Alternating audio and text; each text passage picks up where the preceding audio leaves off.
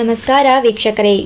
ಇಂದು ದೇಶದಾದ್ಯಂತ ಭಕ್ತಿ, ಗೌರವ ಮತ್ತು ಕೃತಜ್ಞತೆಯ ಸಂಕೇತವಾದ ಗುರು ಪೂರ್ಣಿಮೆಯನ್ನು ಅತ್ಯಂತ ಸಂಭ್ರಮದಿಂದ ಆಚರಿಸಲಾಗುತ್ತಿದೆ.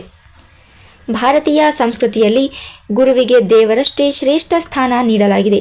ಜೀವನದಲ್ಲಿ ಜ್ಞಾನದ ಬೆಳಕನ್ನು ತೋರಿಸುವ ಗುರುಗಳನ್ನು ಸ್ಮರಿಸಿ ಅವರಿಗೆ ಗೌರವ ಸಲ್ಲಿಸುವ ಪವಿತ್ರ ದಿನವೇ ಗುರುಪೂರ್ಣಿಮೆ. ಆಷಾಢ ಮಾಸದ ಹುಣ್ಣಿಮೆಯಂದು ಆಚರಿಸುವ ಈ ದಿನವನ್ನು ವ್ಯಾಸ ಪೂರ್ಣಿಮೆ ಎಂದು ಕರೆಯಲಾಗುತ್ತದೆ.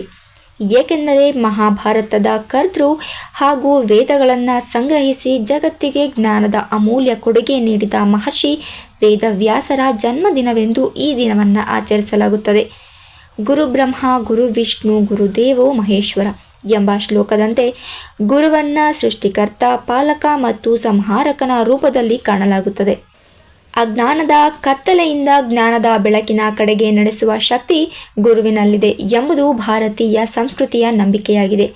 ಗುರುಪೂರ್ಣಿಮೆಯ ದಿನ ದೇಶದಾದ್ಯಂತ ದೇವಾಲಯಗಳು, ಆಶ್ರಮಗಳು, ಮಠಗಳು ಮತ್ತು ಶಿಕ್ಷಣ ಸಂಸ್ಥೆಗಳಲ್ಲಿ ವಿಶೇಷ ಪೂಜೆ, ಭಜನೆ, ಧ್ಯಾನ ಹಾಗೂ ಸತ್ಸಂಗ ಕಾರ್ಯಕ್ರಮಗಳು ನಡೆಯುತ್ತವೆ. ವಿದ್ಯಾರ್ಥಿಗಳು ತಮ್ಮ ಶಿಕ್ಷಕರಿಗೆ, ಶಿಷ್ಯರು ತಮ್ಮ ಆಧ್ಯಾತ್ಮಿಕ ಗುರುಗಳಿಗೆ ಹಾಗೂ ಪ್ರತಿಯೊಬ್ಬರೂ ತಮ್ಮ ಜೀವನದಲ್ಲಿ ದಾರಿ ತೋರಿದ ಮಾರ್ಗದರ್ಶಕರಿಗೆ ಗೌರವ ಸಲ್ಲಿಸಿ ಆಶೀರ್ವಾದ ಪಡೆಯುತ್ತಾರೆ. ಈ ದಿನ ಹೂವು, ಹಣ್ಣು, ಗುರುದಕ್ಷಿಣೆ ಸಮರ್ಪಿಸುವುದು, ಹಿರಿಯರಿಗೆ ನಮಸ್ಕರಿಸುವುದು, ಧಾರ್ಮಿಕ ಗ್ರಂಥಗಳ ಪಾರಾಯಣ ಮಾಡುವುದು ಮತ್ತು ಸೇವಾ ಕಾರ್ಯಗಳಲ್ಲಿ ಭಾಗವಹಿಸುವುದು ವಿಶೇಷ ಆಚರಣೆಗಳಾಗಿವೆ.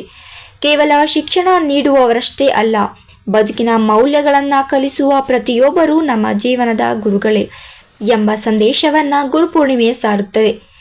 ಇಂದಿನ ವೇಗದ ಜೀವನದಲ್ಲಿ ಗುರುಗಳ ಮಾರ್ಗದರ್ಶನದ ಮಹತ್ವ ಇನ್ನಷ್ಟು ಹೆಚ್ಚಾಗಿದೆ.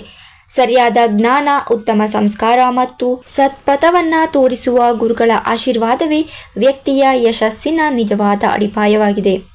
ಒಟ್ಟಾರೆ ಗುರುಪೂರ್ಣಿಮೆ ಕೇವಲ ಒಂದು ಹಬ್ಬವಲ್ಲ, ಇದು ಕೃತಜ್ಞತೆ, ವಿನಯ, ಜ್ಞಾನ ಮತ್ತು ಸಂಸ್ಕೃತಿಯ ಮಹತ್ವವನ್ನು ಸಾರುವ ಪವಿತ್ರ ದಿನವಾಗಿದೆ.